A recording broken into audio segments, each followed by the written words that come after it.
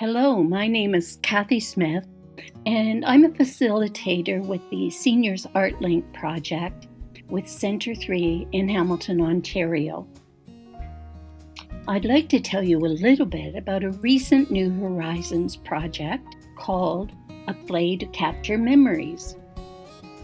Now, the main idea of this project was to explore and capture and then present stories of older adults who are living in and around the city of Hamilton, Ontario. A local playwright helped participants identify significant memories and life events. And then the playwright worked with each participant individually to help them develop and deliver audio vignettes. A local senior artist added images to enhance the presentations. 4 workshops were also organized to explore the use of collage in storytelling. The project ended with the presentation of a large narrative collage composition inspired by participants and their meaningful stories. Here are some of the stories presented by our participants.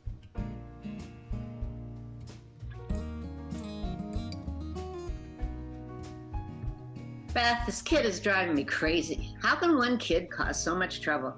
Does such ridiculous things. Feels like he's doing them just to spite me. And poor Stephen, what did he do to deserve this? Except to be born 21 months after David. And the worst thing, can't even get away from it at night. His nightmares, he cries endlessly. Last night, it was so bad, I called the pediatrician this morning. If you can't find some way to help me, these kids won't have a mother anymore. And their dad? Don't help at all. Sleeps through it. Didn't even happen. I wake up exhausted, already furious with David. Feel doubly guilty about what's causing all this. Tommy's just as bad as David. How can we have some kids who are perfect angels and others born devils? I didn't sign up for this. Really thought becoming a mother would be a joy. Not sure I'll survive it. They'd all be better off without me. I'm the cause of the problem. Don't know what I'm doing wrong. You always say I'm a great mother. You think I handle him so well, but what's causing him to act like that? That's what's driving me crazy. Maybe he's mentally disturbed. I really don't know what to do.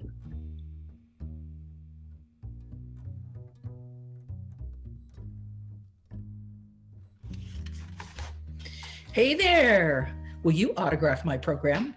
That was quite the show. You were all terrific. Must be exhausting. How long is the run? Hope you're taking your vitamins. So, I know you saw me. Sorry if I threw you off. You know I normally sit as far back as I can, but the place was packed and I had to take what I could get. 4th row, it was interesting to be up close for a change. I don't know if I'll ever do it again. I distracted you, didn't I? And it would have helped to have had some warning too. I'm used to you doing comedy. This is a whole new thing, except, well, you were that woman once, I guess. Me too.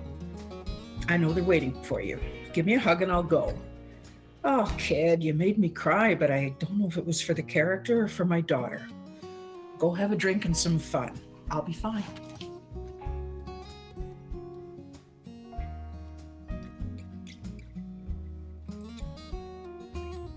Another busy shift.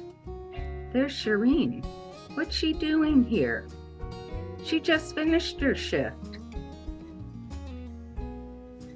Oh my God.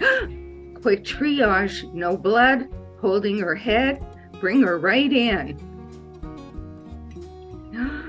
Drunk driver. Is she okay? Is the baby okay? She only has 6 weeks to go. That idiot should never drive again. There should be a system where the bloody car shuts down whenever he's in the driver's seat.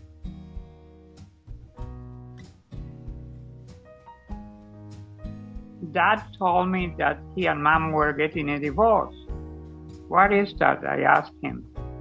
He said it meant that he and Mom were no longer married. I did not know what that meant because one should be married or not married.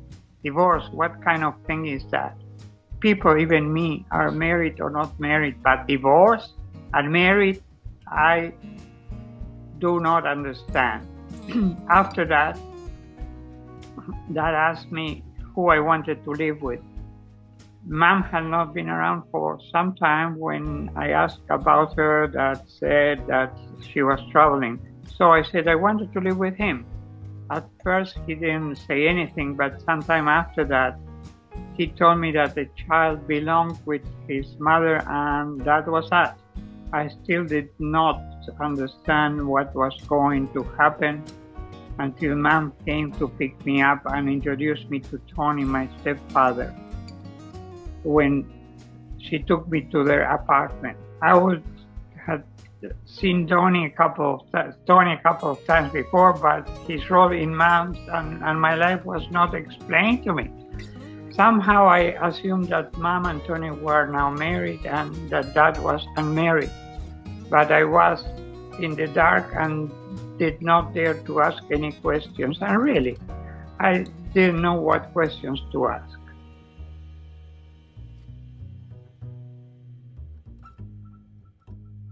Dad, I guess you didn't really know how much you meant to me when you stopped seeing me so long ago. I never stopped wanting to be part of your life, and I could never understand why things happened the way they did. One of the biggest questions I've always had was why no one told me what was happening. Where did you go? Who were you with? I thought you loved me, but you left me behind and took my brother. Was I bad? Were you embarrassed by me? Remember that time you brought me to your house for a visit and we hadn't seen each other for about 4 years? You had no idea what to say to me, nor I you. It was a futile visit.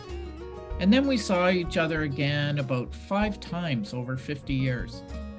It was a heartbreak I have learned to live with. I've often wondered, did your heart break as well? And then there was a birthday celebration, remember? Little grandson's birthday, and I got invited to the party. I was scared to surprise you. I thought you might have a heart attack when you saw me. I remember so well walking into the party, looking across the room, and there you were, surrounded by children and the family dogs. I slowly walked to you with everyone's eyes on me and kneeled down at your chair and said, "Hi, Dad." And you looked into my eyes with love. As you took my face in your hands, the years melted away. I became your little girl. Your eyes shone with love, and you gave me a kiss. Eyes were watching us, the noise in the room stopped, and time stood still.